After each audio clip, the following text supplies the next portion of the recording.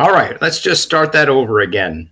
Hello, everybody, and welcome to Pro Tour Talk with Steve Dodge. I'm Steve Dodge. Today is July 25th, 2018.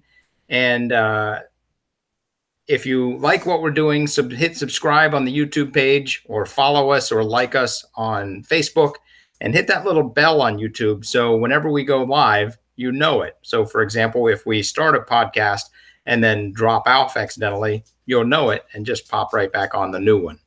So my apologies to everybody that was following that at all, because that was too bad. I hit stop broadcast instead of stop screen share. But new technology, old people, that's the way it goes. The short version of that is that Zachary Swanson won the pair of shoes for round 3 for super chatting. Thank you, Zachary Swanson. Go to dgpt.com/winner. And we will now select, and let's see if I can do it again without botching it. We will now select the winner for round 3's pair of shoes. And I think I need to pull up this right here and this right here. And then I'm going to go here and share my screen if I can figure out how to hit that button without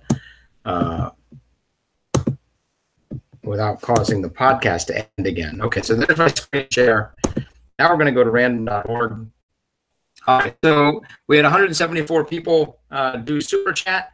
We will now do that super chat, and we will generate our random number. Good luck to everybody. The number is 41, and that is Brad Anderson. I almost said Board Anderson because right below him is Shore Solang, whose brother is Board. But in fact, it is Brad Anderson. Congratulations, Brad. Go to dgpt.com/winner and pick up yourself a pair of Keen shoes. Now we're going to stop screen sharing. There we go. There's an old dog with a new trick. We'll make sure to do that a little smoother next time. So congratulations to Zachary Swanson and to Brad Anderson. You guys have won yourselves you've each won one pair of Keen shoes. If you happen to live in the same household and you give the card to the same guy, someone could have won two pair of shoes. But anyway, with all of that, one thing that we just did there is innovation. We showed you our screen, so we had a random number on there. We had everybody who had super chatted on there. And rather than just showing a picture of me looking at some theoretical random number, we actually generated the random number real time, which was great. Innovation is important when you're running something like the Disc Golf Pro Tour, as the Idlewild Open just demonstrated. So the Idlewild Open presented some first-time challenges for the Pro Tour.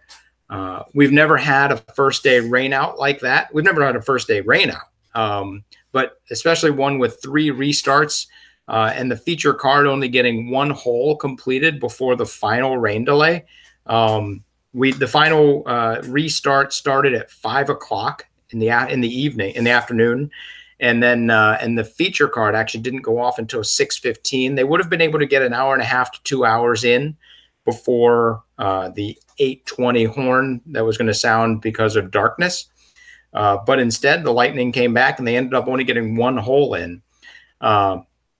So we were actually stuck with a little bit of a conundrum because the leader, Kevin Jones, was playing on a different card than our feature card. We ended up not doing a shuffle because there was really no chance to shuffle people because the feature card starting at 7 o'clock on hole 1 wasn't going to finish until 11, and we've already had almost a third of the groups that go out before that. So there's no chance to do a shuffle in any kind of meaningful way.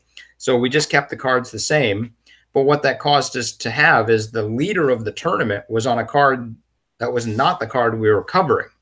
Luckily, most of the feature card was actually doing very well. And so it was it was an impactful round. And then additionally, we went ahead and sent a camera out, namely Seth Fendley, who captured a lot of the footage of Kevin Jones's round in round 2. So one of the innovations we did was we spliced all that footage together from a different card, and we used it in the Circle Zero show leading into round 3. Another thing that we did, in so doing, we started thinking about that concept and working with Seth, working with Terry, working with Johnny over at Smashbox, and Seth, our VP of PR, came up with a plan whereby we could actually shoot some people on the second card, and depending how they did, we could splice that into the live coverage. And it ended up working pretty well. As the lead card caught up to the second card on hole 12, we actually were able to play holes 1 through 11 of Paul McBeth's round. And at that point, Paul McBeth was just 1 shot behind the leader, Kevin Jones. And then as the second card played hole 12, the chase camera stayed with the second card and the throw camera stayed with the lead card, and Johnny did an amazing job of switching back and forth between cards. I guess realistically, Paul did an amazing job of throwing almost always when the first card was standing down. So that just worked out really, really conveniently. A tip of the tough to Paul for thinking of that. But so what ended up happening was Dixon and Terry did a great job of saying, here's what's going on, and here is why this is very, very exciting. And it was truly exciting all the way through until Kevin Jones's approach shot on hole 17, which is where I think the final nail in the coffin was put in. If he or Zach Melton or James Conrad had eagled that hole, there was an opportunity for them to catch him on 18 if he had bogeyed it. But once those guys bogeyed or parred hole 17, it was pretty much over. But Dixon and Terry, with the help of Seth and Johnny, kept it very, very exciting the whole way through. I'm really, really excited about the innovation that the Pro Tour team put forth this weekend at Idlewild. A tip of the tough. You guys did a fantastic job. Thank you very much. So with that, let's move on. The other thing I want to give a quick shout out to Adam Jones and Jason Curl, the whole Idlewild crew. First of all, those guys know exactly how to run a tournament. I suspect that they run 52 events a year. They probably do this every weekend. And I'm just saying that based on how skilled they are. They have tremendous staff. Ken Rollins out there doing scoring and starting players. He's a world's class TD. And they've got him doing scoring. So that's the caliber of staff that these guys have. When something like the first day's weather hits, you find out how good your staff truly is. They got most of the tents down before the weather hit. They sent people out so that the players on the course would not have to stand out there and wonder what's going on. They would tell them, hey, we're going to stand down for 1.5 to 2 hours. We used the new weather page on dgpt.com to communicate with players and tell everybody, hey, this is when the restart's happening. If you have any questions, please go to this website and check. So that page worked out really, really well. Everybody got text messages or Facebook messages and had access to weather.com, and then additionally had people on site moving information around the course. We did actually make a tweak after Friday so that we could move information around the course faster, and we've put that in our weather policy, which is still pending. We have to tweak it a little bit more, but we will be sharing that with all of the TDs on the Pro Tour so that if weather happens again, we will be even more ready for it. You're constantly throwing curveballs, and you need to constantly improve. That's the key. So a little later on, we will be talking with Kevin Jones. I referenced him before. He was in the lead by 3 or 4 strokes going into the final round. And throughout the beginning of the round, he didn't card quite as many birdies as he had in the 2 previous rounds. And by hole 12, his lead was down to 1. And that's where, or maybe it was hole 12. And then hole 13 is where the wheels started losing their lug nuts. And then hole 15 is where the wheels started falling off. And we go into depth about that, as well as why Kevin is on tour. We talk about those couple of topics, and that'll be coming up in about 5 minutes. So stay tuned. I want to run through the tour points for the men and the women, and then we'll get right to Kevin Jones, and then we'll finish it out with listener questions. So on the men's side in the Tour Points Championship, with Ricky et al. In Europe, Paul chose to stay in the United States. He played the Discraft Great Lakes Open. He played the Idlewild Open presented by Innova, and he won them both. That has put him in the driver's seat for the Tour Points Championship, which Ricky has won the last 2 years. Basically, if Paul finishes in the top 5 at the next 2 events, he can't be caught. If he finishes in the top 10, it's going to be a tall order for Ricky or anybody to try to catch him. In looking at the top 8, we've got all the standard names we would expect. You've got Ricky, you've got Eagle, you've got Garrett, you've got all those guys. But one guy I think we haven't given much attention to. Kevin Jones has been getting some press, but Grady Shue has not gotten a lot of press this year. He currently sits in 7th in Tour Points, which is going to get him a bye to the semifinals. That's 2 first and second round byes at the Tour Championship. And if he plays the way he's been playing, he's in a very good position to maintain that one of those spots in the top 8. Outside of his poor finish at Waco, his worst finish is 14th place. So look for Grady Shue. He's a name, as well as Kevin Jones, a name of a new player on tour, succeeding, and a couple more top 10 finishes, and Grady Shue has put himself in great position to be in the top 8 going into the Tour Championship and get 2 byes all the way to the semifinals. I think that's a guaranteed $1,000, which is a pretty good showing.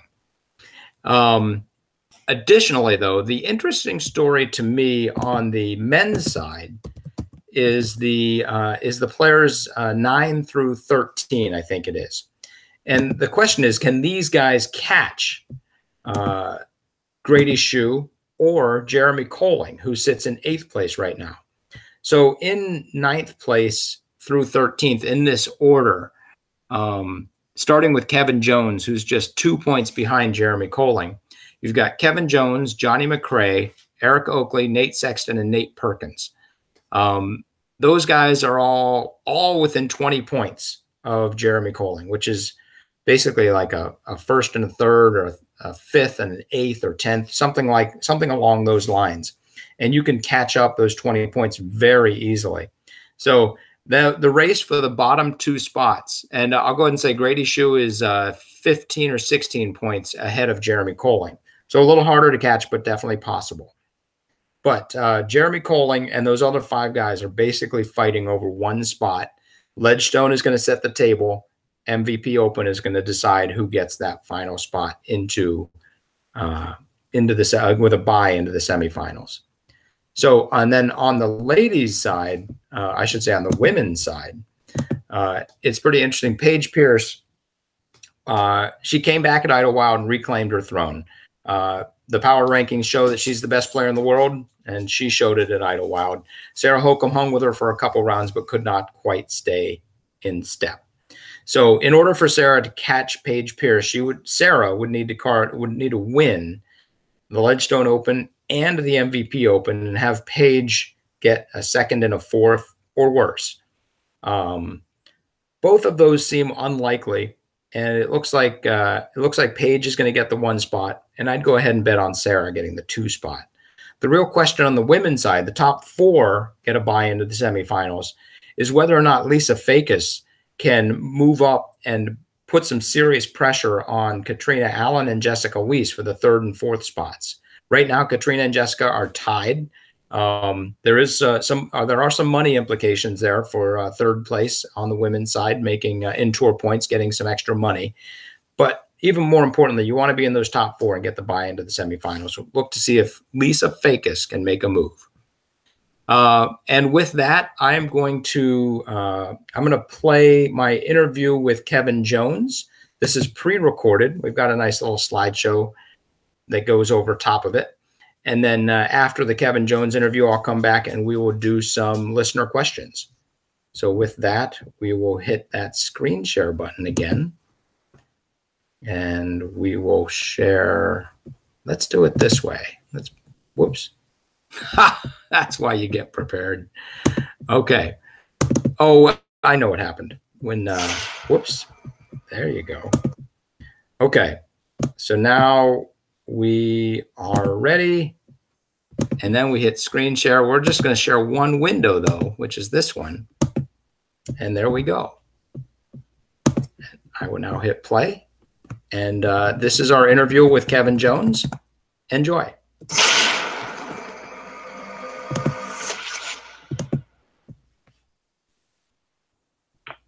Hello, everyone. We're joined by Kevin Jones, who is driving from the Idlewild Open over to the Des Moines Challenge. Hello, Kevin. How are you doing today?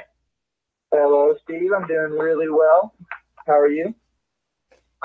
It is very good to hear that. And the Des Moines Challenge, just so you know, that was one of my first 8 years that I played back in 2003 when I did my little tour around the country. So I wish you good luck in that beautiful stomping ground. So first of all, you're clearly a talented athlete, and thank you for bringing your skill set to disc golf. But before we get into that part of this, I'd love to know what sports you played growing up, and were you any good at them?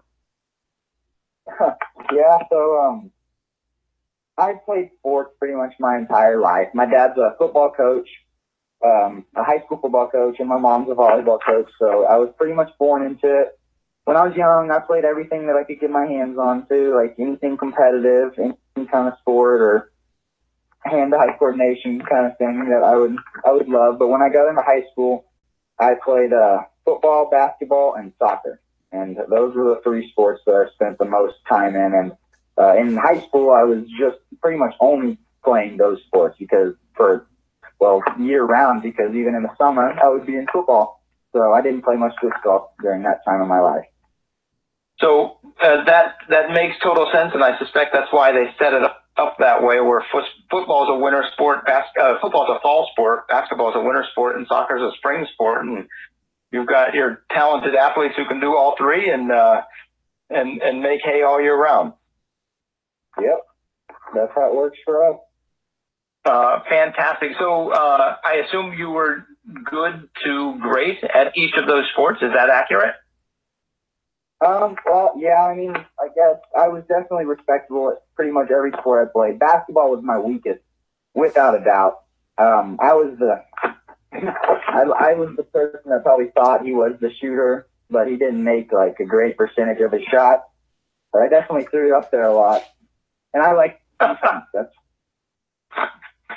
That's very good. Have you played basketball with any of the guys on tour? Yeah, I play with Ricky and Paul Ulibarri. Paul, from what I know, is a shooter. Yeah, he's got a hot hand. Him and Ricky both, no doubt. Ricky can stroke the ball for sure. He has a really unique form, and it just goes in just like his putt. There you go. I assume you smoked both of them when you played. I wouldn't say that. That's for sure. Well, let's say this. Let's say I'm really happy that you were able to be out on tour and play basketball against those two guys, because what that means is that you made the leap to come onto the pro tour, and not just the pro tour, but obviously play national tours and majors and 8 years in between events. So. How many events will you plan on playing this year? Honestly, right now I'm wanting to play an event every weekend. I'm not really getting burnt out. I really enjoy being able to place well in every event, and so I just think, why not? Why not play? Why not just go to a new city every weekend and learn new courses and just place well and then get a paycheck at the end of the week. That's what's really fun to me. So I'm going to probably keep up and play an event every weekend until Worlds. I might take the weekend off before there. So how many years have you traveled around the sun? How many years have I traveled around what? How old are you? Oh, I'm 22. 22. Okay. Yeah. So your body is still feeling good. You can play around today and feel just fine. You're 22 and you've been traveling around, I think, right about 1 year now. And what made you decide to take the leap into touring full time? Well, it was kind of something that I really never imagined myself being able to do.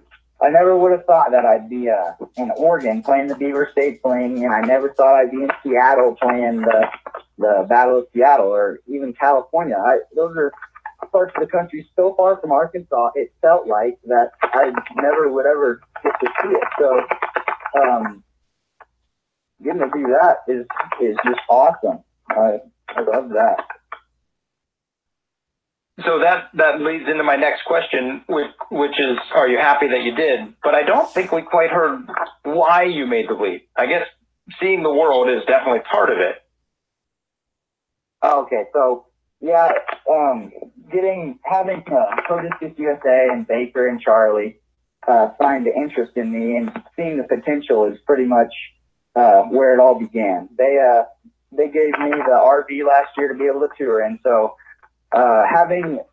taking that off of my mind and not having to worry about hotels and places to stay, that was a huge factor in being able to get to go to Oregon and Seattle and California, making it across the world just to play disc golf. So having the RV is huge for me.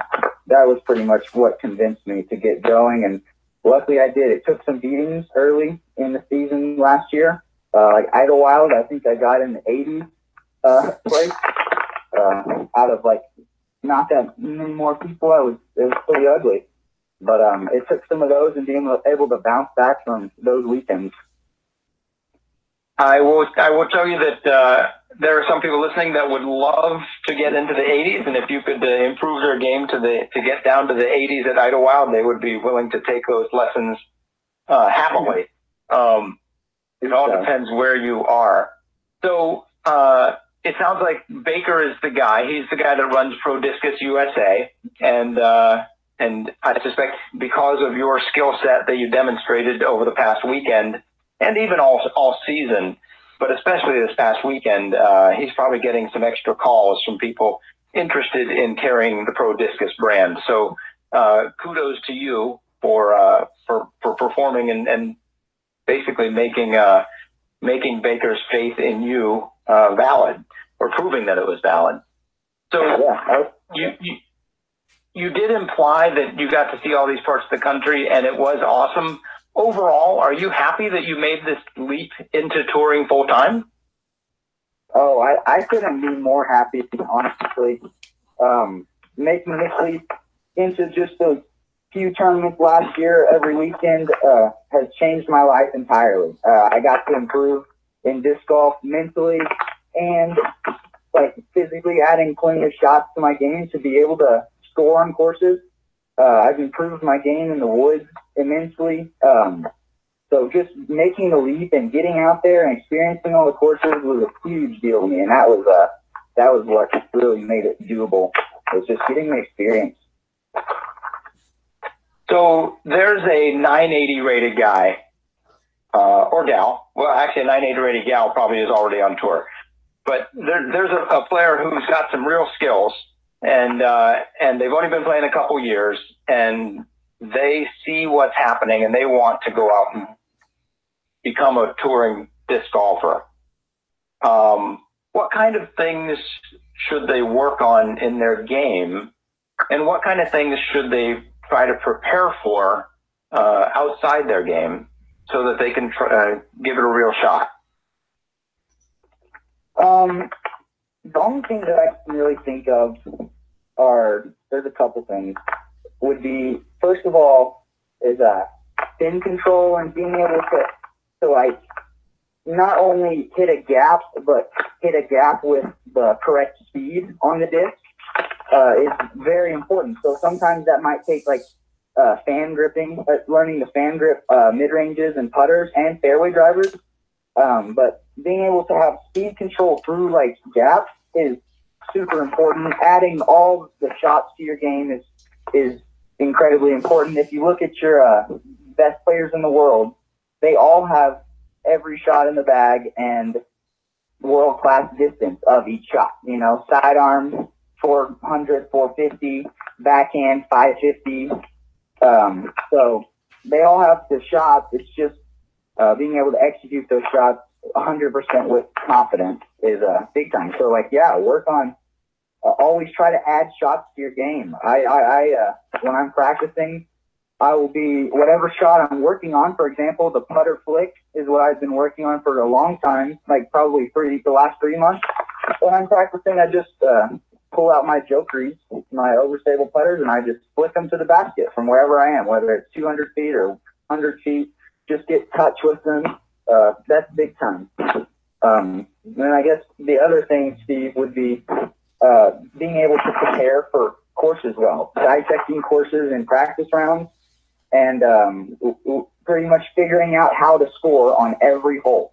And that would show so much progress in your game. It would definitely have saved me tons of strokes last year at the beginning of my touring if I knew how to dissect the course correctly and play through it. So give us a concrete example. Take a couple holes at Idlewild and give us some concrete examples as to how you're dissecting a hole and what you're thinking about and how you're setting your goals on that hole. Okay, so like hole 1, for example, is a very open hole, one of the more open holes on the course.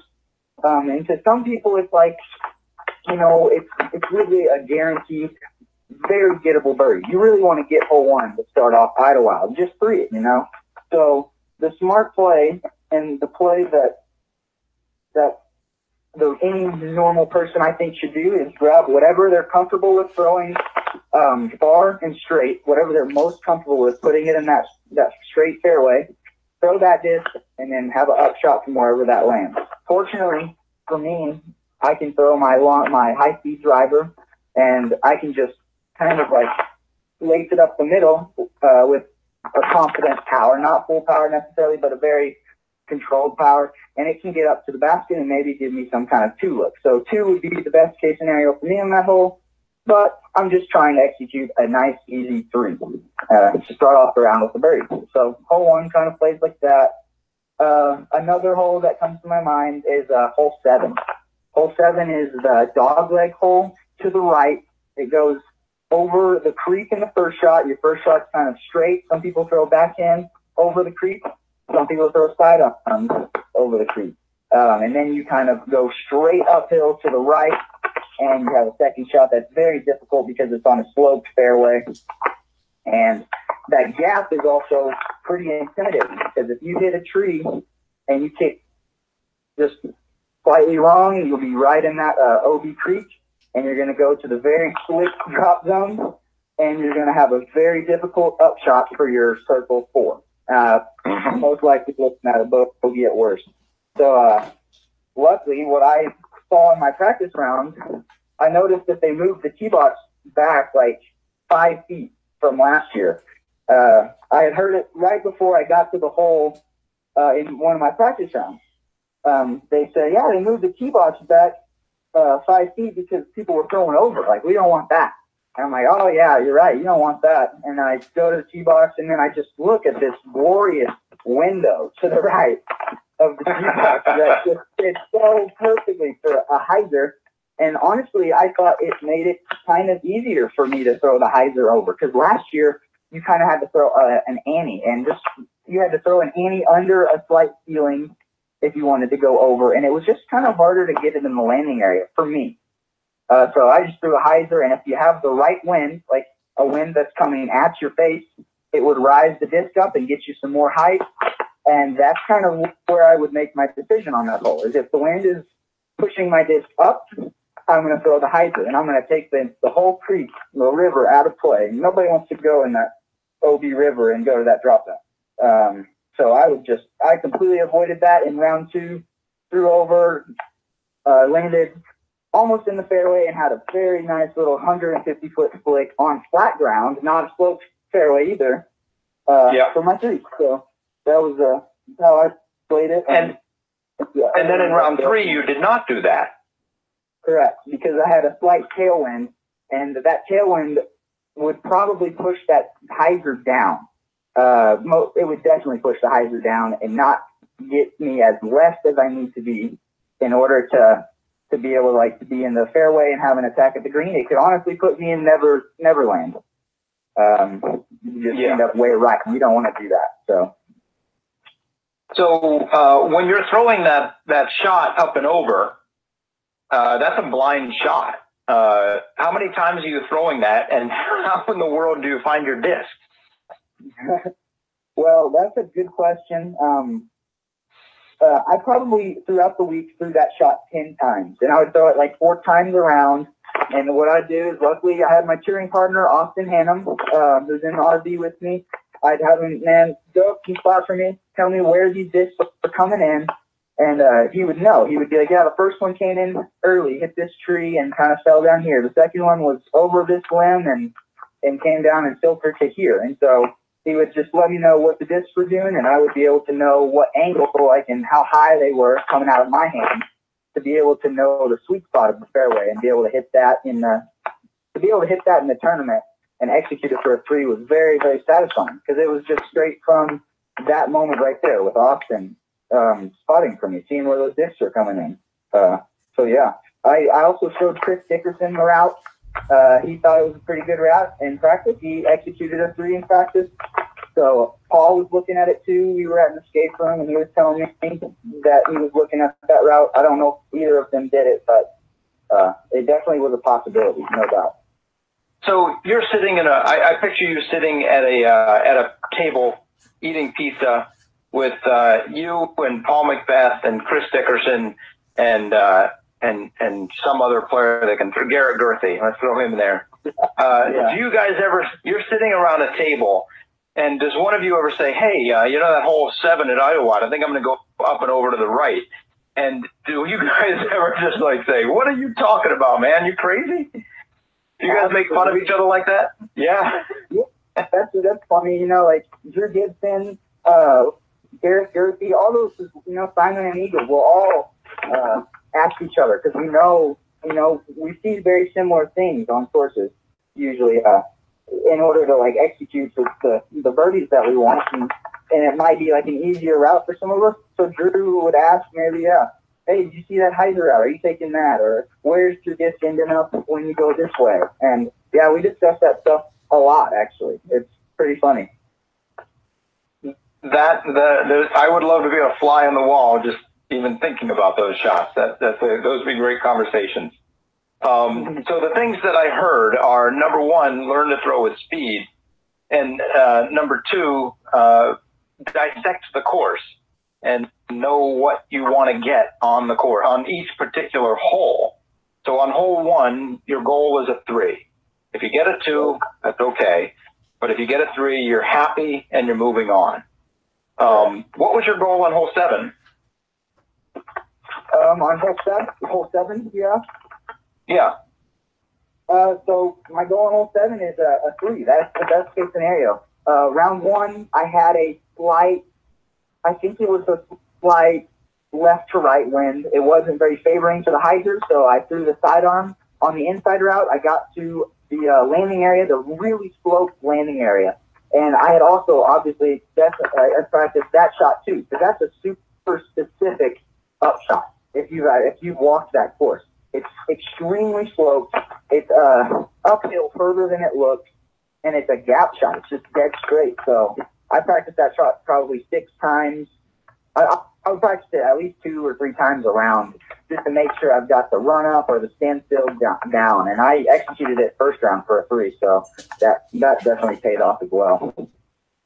So just to reiterate, because this is crazy, and I didn't realize this, the first round you threw a flick and set yourself up, and because you dissected and practiced that next shot, you were able to execute and secure the birdie 3. Yeah. Second round, you went up and over and landed somewhere in those woods for relatively easy up and down because you practiced that shot and you had Austin Hannum helping you out and you knew exactly where you were trying to go with what power and what hyzer because of the wind, and you knew the wind was favorable. And then the third round, you threw a backhand on that, if I'm correct. No, I did. I threw a flick again. The wind threw a flick again. Okay. I thought you threw a backhand. And so I was going to say, it's crazy you threw 3 different shots. But either way, it's still a phenomenal hole. And it kind of demonstrates exactly what you're talking about when you say dissect a hole, figure out exactly what you want to do, how you want to score. And if the wind is different, figure out if you can attack it. Yeah. That's fantastic. Absolutely. So hole 8 is a good example as well.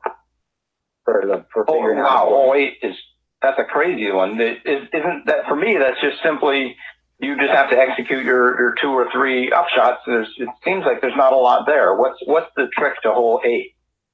Oh, okay. So hole 8 to me is, they put it as a par 5. I like that. I like that because that makes everybody think that, like, if you get a 4, you're doing real well. If you get a 5, that's fine.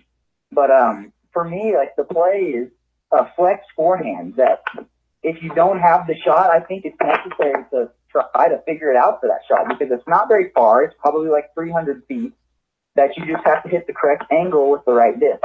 And if you do, you can get up there in the opening and have another sidearm for a possible 3, which is the score that I was definitely going for in that round. And unfortunately, it's a really tight gap. So a lot of the time it's not going to work out. But, if you're going for the 3 and it's not that risky of a shot, for me, 4 should be worst case scenario. So, and it really was for me. I just didn't make putt or I didn't scramble very well. So, but I had to look at it on round 1 for sure.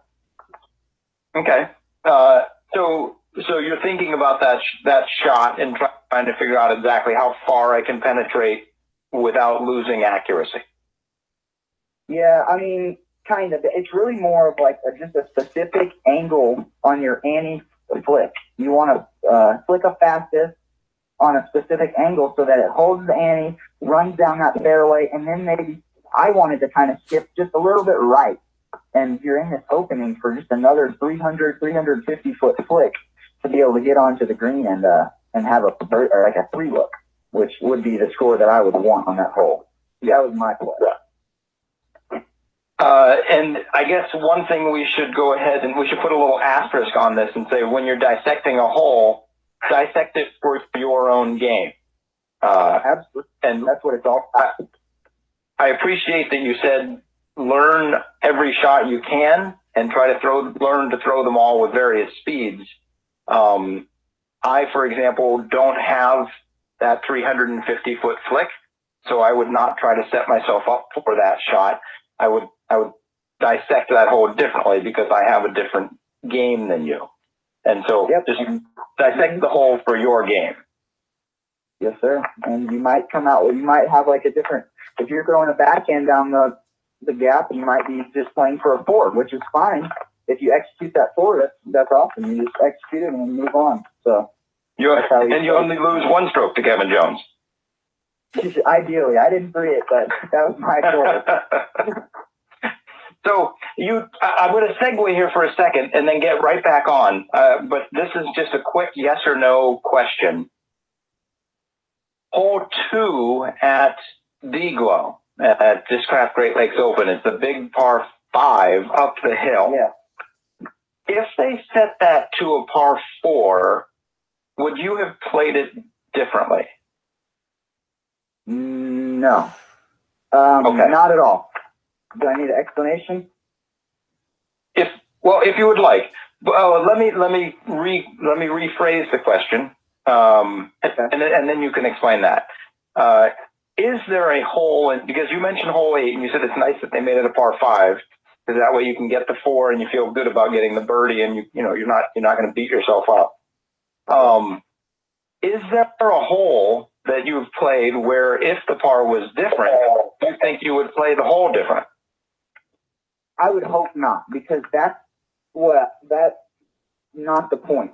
The point is to look at the hole as, like you said, what fits your game. And so if your game is easiest to get a 4, which is, who cares what the par is? If it's easiest to get a 4, go for the 4 and make it happen. But the par should not influence what you're throwing. That's why I don't really understand a lot when people complain about par. It doesn't really matter to me. But I did enjoy how par played this week, and I just enjoyed the fact that I could get an eagle in certain holes. It seemed like it played well. And it never hurt. It feels nice to get an eagle. So that's never a bad thing, I suppose. Unless everybody's doing it, and then it's not quite as special. That's actually one of my favorite lines from the movie The Incredibles, the first movie, where the guy said he wanted to give everybody a superpower so that, he said, once everybody's incredible, then nobody's incredible. And I thought that was a pretty interesting side note. But do you want to explain how you attacked hole 2 at D-Glow, and then I'll ask my segue question? Yeah, because that hole is a very good example of, par may be affecting how somebody plays the hole. So it's a par 5, but for somebody with distance of, I'd say, maybe 500 feet, if somebody can throw a nice straight 500-foot shot, they can throw that shot, end up on the hillside, and then have, for me, it was, I threw a mid-range on my second shot. So without a doubt, my play on that hole was it's very crucial to hit the fairway, obviously, if you want to have any look at a 3. If you miss the fairway, then it's plan B. You've got to scramble to the fairway and then get close to the basket and make a putt for a 4. For a 4. So my play was to get it up the fairway as far as I could, and then I practiced that shot as well too, because that was another very specific upshot, so you're facing like 350 feet straight uphill. It's an uphill run up. So I practiced that shot very many times in my practice rounds, and I was happy to get that one pretty close on every time in the tournament. That was pretty big time. And I actually liked that hole a lot. And rather than getting hung up on par, I'd love to just move on. And I loved hearing, you're exactly right. If you nail your first shot, then you're all set to be aggressive. And otherwise you have to figure out how to maximize your opportunity to get the 4. So yep.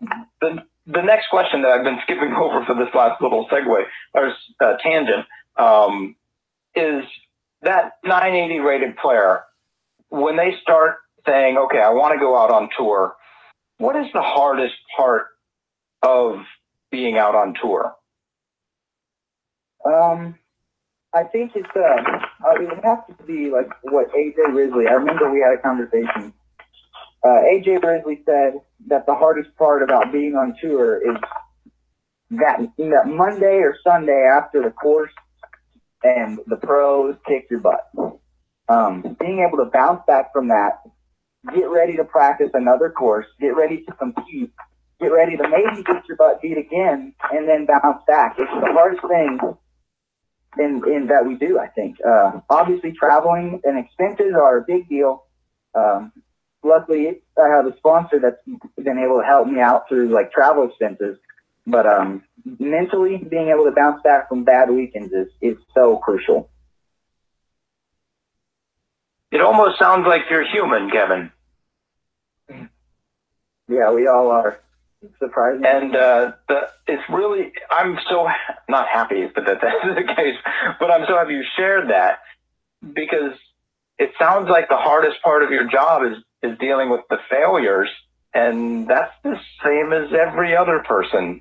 This segues into the fact that this is your job, and some days the course kicks your butt, and you have to get up and drive 6 hours and go dissect some more difficult holes and figure out what numbers you want to get on them and pretend that all of that didn't happen. And that's what you're doing right now. And I'd love to know how you're feeling right now about Idlewild and about the Des Moines Challenge. Yeah. So you're exactly right. It's a really tough part, especially with situation and scenario that I was in after the second round.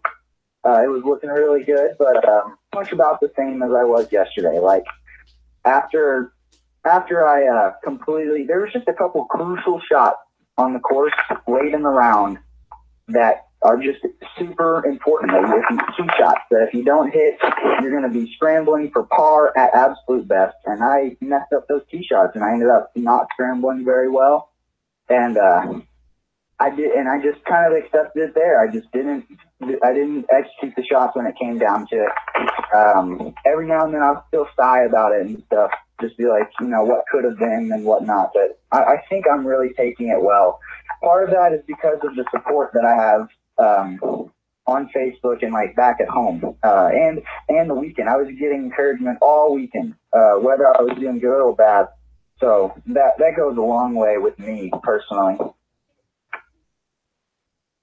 Support is absolutely critical.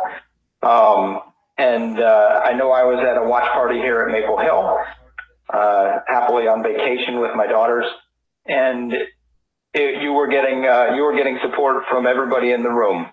There are people that love basically every disc golfer on tour, and I don't want to take away from the fact that obviously people are rooting for Paul McBeth, but when somebody new steps up and says, "Hey, everybody, I'm here also," you can't help but say, "I want to see this guy succeed." And there were a lot of people pulling for you and sending you positivity. So you're on the hole of T15. At that point, were you aware of the score and how close it was at that point? Yeah, I was just, that was about the time when I knew what I needed, knew that I was like still in it. I just needed a couple more birdies. And what happened was I got a little greedy on that tee shot, I feel like. Looking back on it, there's the line calls for kind of a hyzer to late flipping power shot kind of thing, and it goes really straight and uphill, and I sawed the angle off by trying to throw a little straighter shot that maybe gets way up into the deck, and I was probably really looking for a 3 on that hole because I knew I could do it, but I think I got a little greedy by trying to wrap the corner instead of just playing up to the left side and having a flick in there. And then I just took a not very nice kick, and I was in jail after that. You were definitely in jail, and the unfortunate part is that you stayed in jail. And